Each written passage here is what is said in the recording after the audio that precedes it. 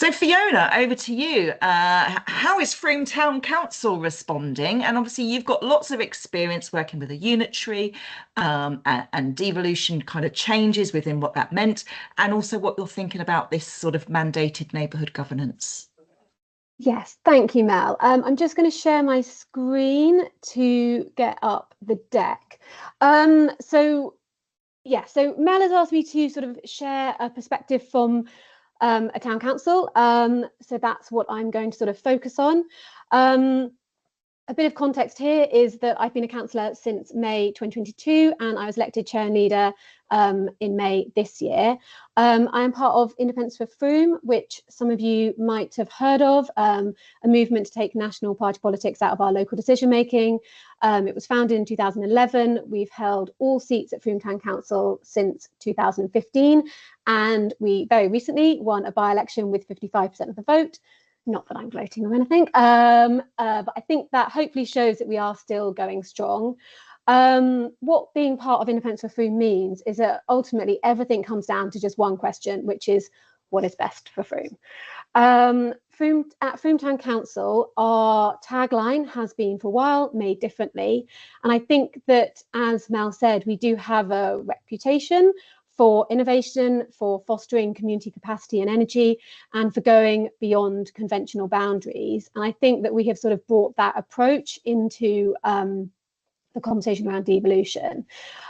So the wider context is that a new unitary authority was set up in Somerset for 570,000 residents in early 2023.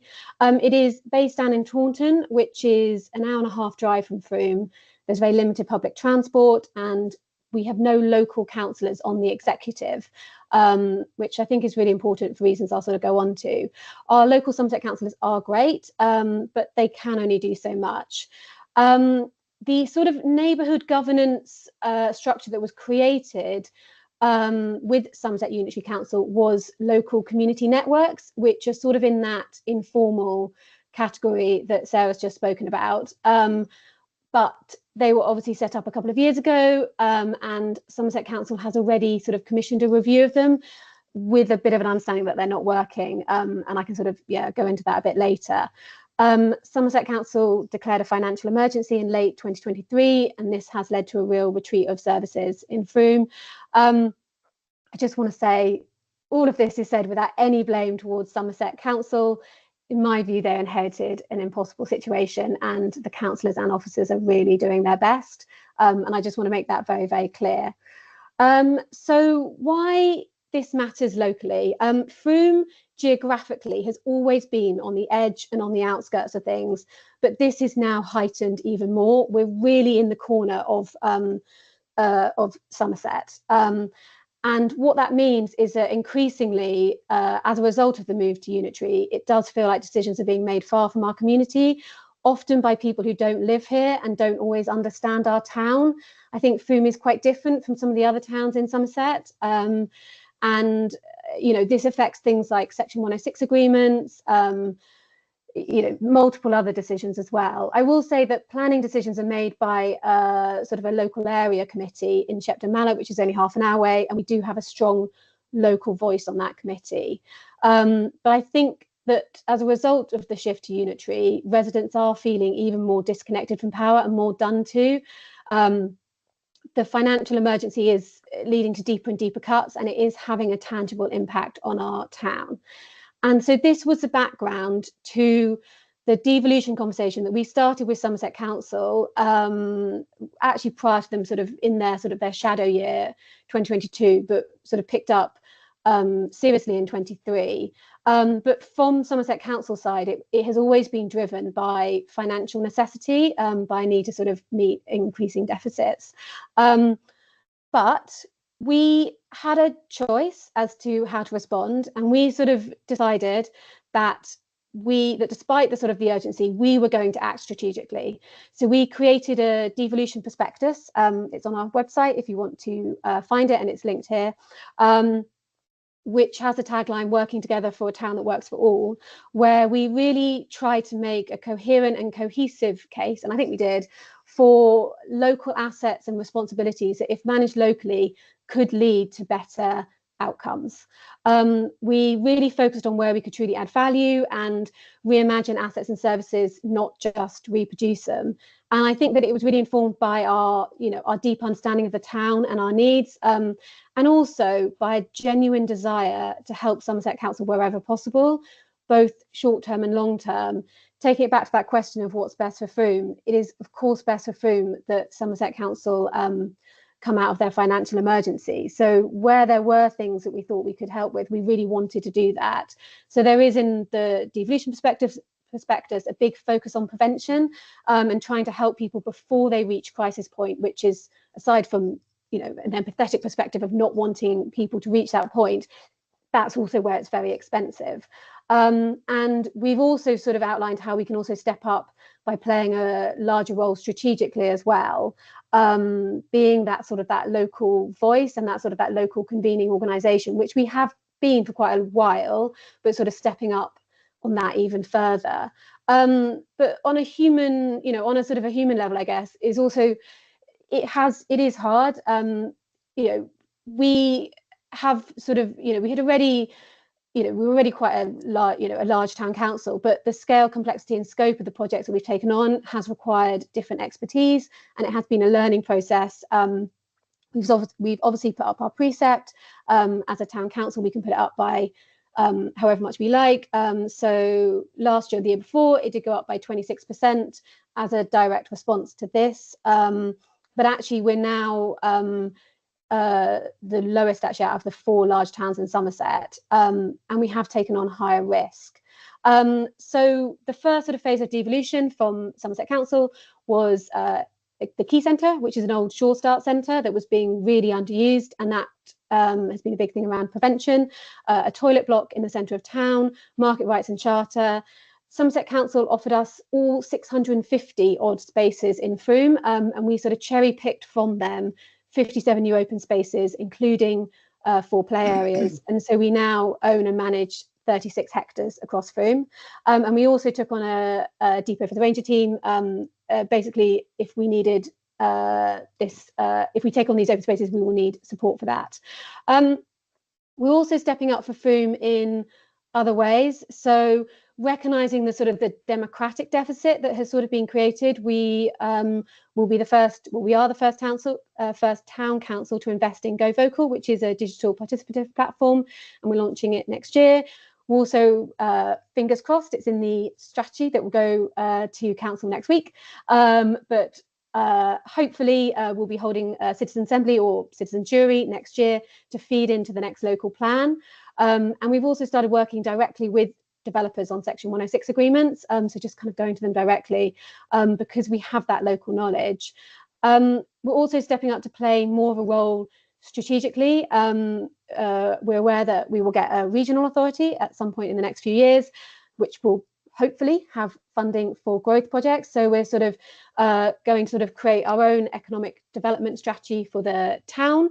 We'll do it in sort of our way, in a sort of participatory way, sort of convening organisations and really sort of outlining what we think our economic future as a town could be.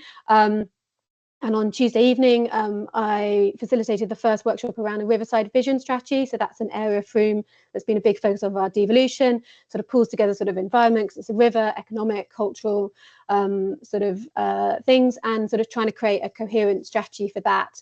Essentially with the idea that rather than sort of waiting for stuff to sort of trickle down, creating things and sending them up and sort of saying, this is what Frome wants and needs. So with all of this in mind, I just sort of thought, to me, what makes, all of this experience, what makes neighbourhood governance meaningful, it is proximity. And I think that has been the biggest difference for us with the unitary council, is just how far away it is. And, as a local councillor, I am always in the centre of town, and all of us are, all 17 of us are, and we're very easily available. We have those local connections, which the executive at Somerset Council don't have in Frome. And also it's about agency as well, that people feel they can genuinely make things happen and change things. early collaboration and true co-design. It was interesting, on Tuesday night in the meeting, there was someone from Somerset Council there, which was great. But there were a couple of times when he sort of said, oh, well, what's the vision for this? And I said, well, that's what we're creating together.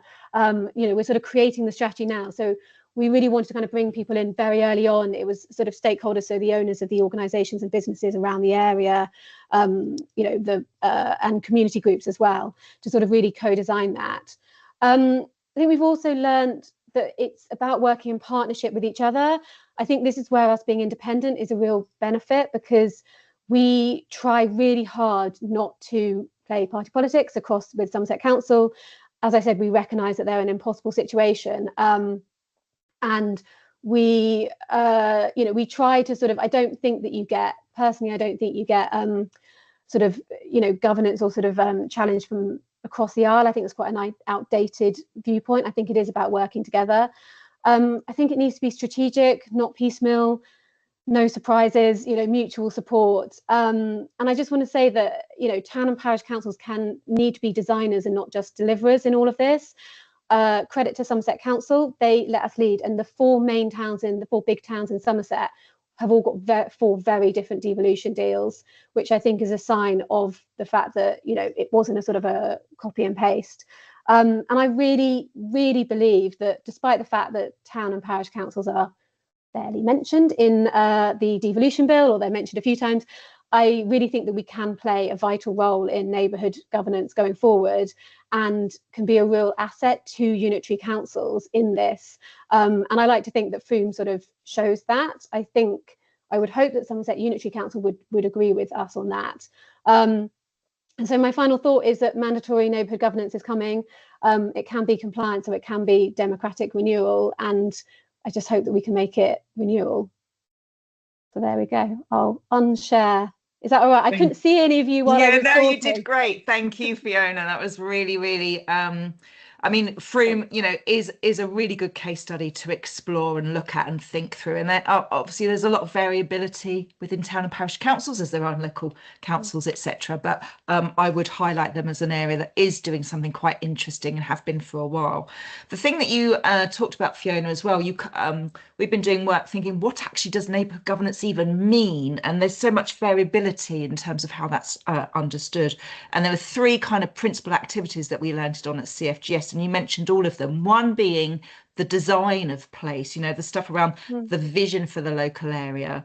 The other one around decision making in a place, about how decisions are influenced, how they're informed, and how they are taken. And then the third one, which you talked about, quite a bit, around the delivery in place.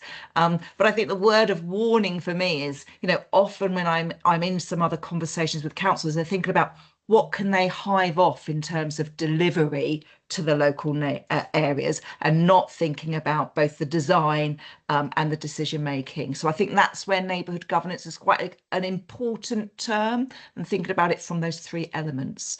So I know that there are going to be questions for both Claire and Fiona. So I'm going to offer up the space now. You can put it in the chat, or you can raise your hand.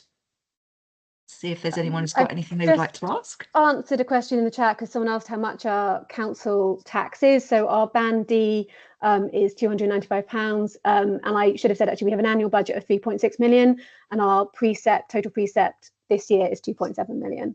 I think that gives context as to the side, and we have 47 members of staff currently. Quite a large one then. Yes, but again, we used to be sort of at the top in Somerset areas, and we're now, as I said, we're now the lowest out of the big four, I think, because they have all sort of stepped up because of